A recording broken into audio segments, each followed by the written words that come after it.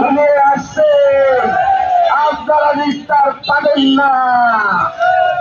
আইনের কাঠগড়ায় আপনাদেরকে দাঁড়াতে হবেই হবেই হবেই। এই ফাঁসিবাদ সরকারের পতনের পরে আপনারা কেন এখনো সেই ফাঁসিবাদের কর্মযজ্ঞ এখনো বহালে রেখেছেন আমার বুঝে আসে না। আমরা চাই আমাদের অধিকার, আমাদের ন্যায্য অধিকার, আমাদের রাজ্য অধিকার হরণ করার সেই ধৃষ্টতা, সেই সাহস আপনাদেরকে দেওয়া হয়নি।